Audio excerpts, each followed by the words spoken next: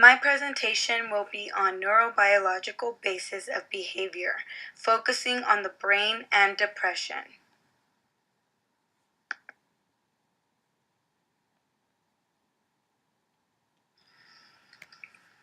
What is depression? Depression, major depressive disorder, is a common and serious medical illness that negatively affects how you feel, the way you think, and how you act. Depression causes feelings of sadness and or a loss of interest in activities once enjoyed. It could lead to a variety of emotional and physical problems and can decrease a person's ability to function at work and at home. Some symptoms of depression include feeling sad or having a depressed mood, loss of interest or pleasure in activities once enjoyed, changes in appetite, whether that be weight loss or weight gain without being on a diet, loss of energy, increased fatigue, trouble sleeping or sleeping too much, feeling worthless or guilty, difficulty thinking, concentrating, or making decisions, slow movements or speech, thoughts of death or suicide. Depression could be the result of various factors such as inherited traits, environmental exposure, family history of mental health issues, traumatic experiences, substance abuse, lacking social relationships, and or other mental health issues. Depression could cause serious complications throughout one's life.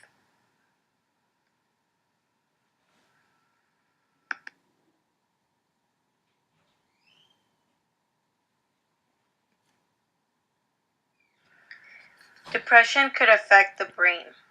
Due to depression, the actual structural alteration is noticeable in individuals who suffer from depression.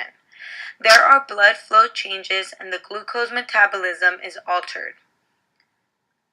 Some areas in the brain may experience physical disruption while others may change in size. Brain neurons may decrease in size and density. There are less glial support cells. Glial support cells are important amongst the communication between the neurons. Certain parts of the brain associated with emotion, memory, and learning, particularly the prefrontal cortex and the hippocampus, can shrink in size.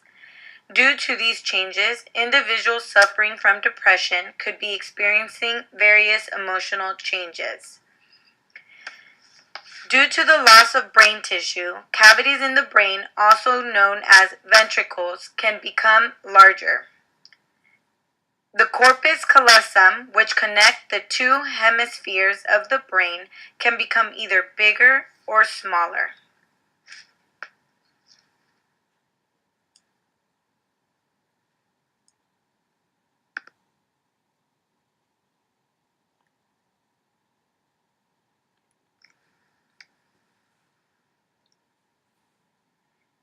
Major depressive disorder affects the brain.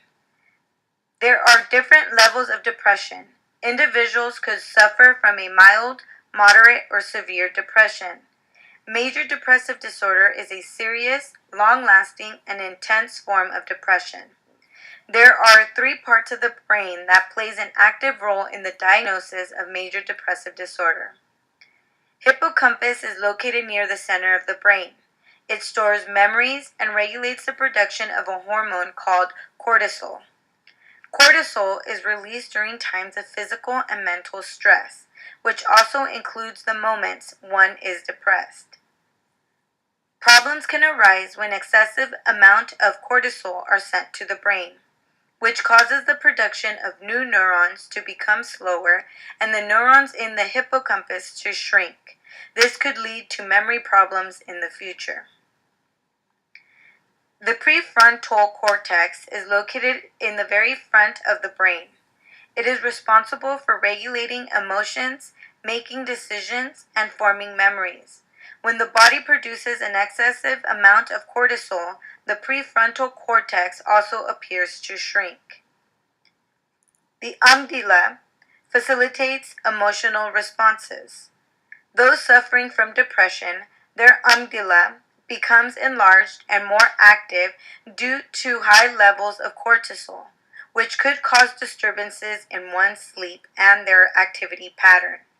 It could also cause the body to release irregular amounts of hormones and other chemicals into the body, which unfortunately leads to further complications. Research has showed that having a high level of cortisol affects the physical structure and chemical activities of the individual's brain, which triggers major depressive disorder.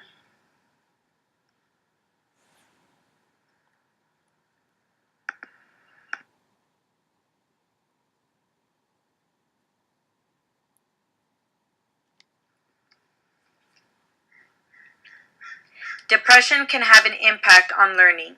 Some of those impacts include one's cognitive functioning becomes impaired, depression interferes with one's thought process, it slows down the brain functioning, it frequently experiences memory problems. One tends to have a difficult time retaining information, absorbing information, focusing, problem solving abilities, and the overall ability to learn, which could negatively affect the student's academics.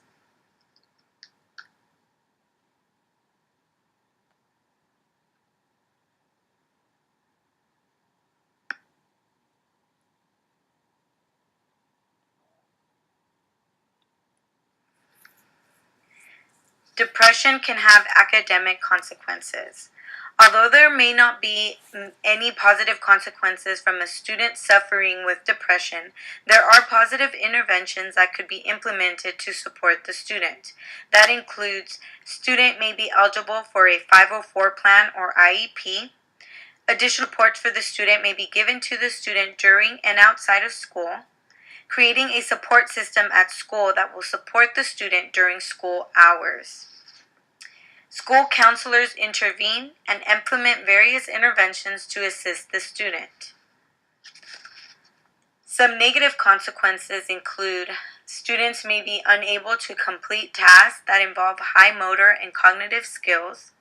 They may be confused, overwhelmed, and or be frustrated very easily.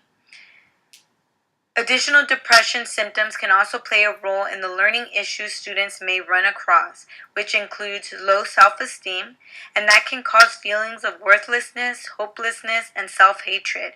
Therefore, they may not be able to perform their full potential on assignments. The student may not find pleasure in any activity, which can cause the student to be disinterested in any activity, work, or other performance-based school behaviors.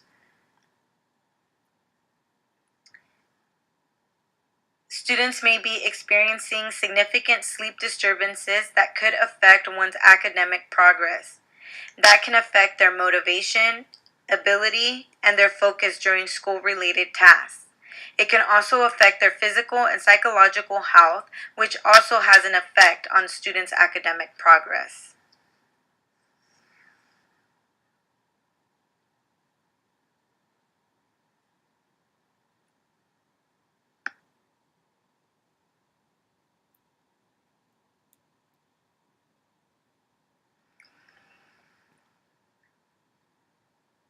School counselors play a vital role when working with students who are suffering from depression, which is affecting their academics.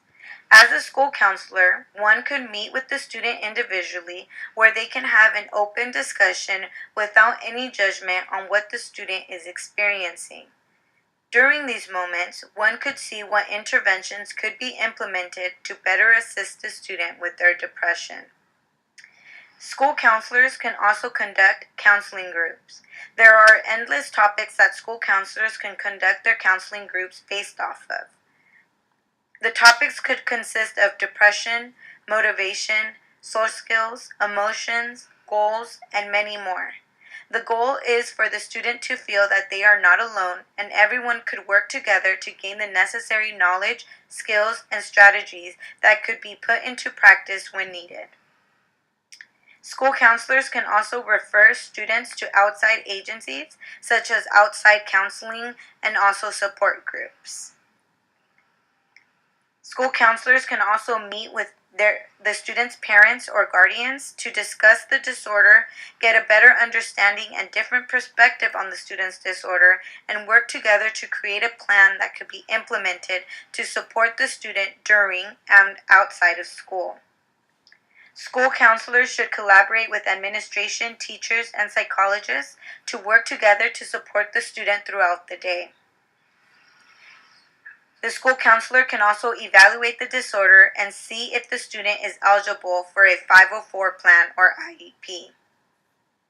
And lastly, as a school counselor, one must continue educating oneself to gain additional knowledge, strategies, and skills to better assist students who are suffering from depression and other various mental health disorders, which is affecting various parts of the students' lives, including their academics.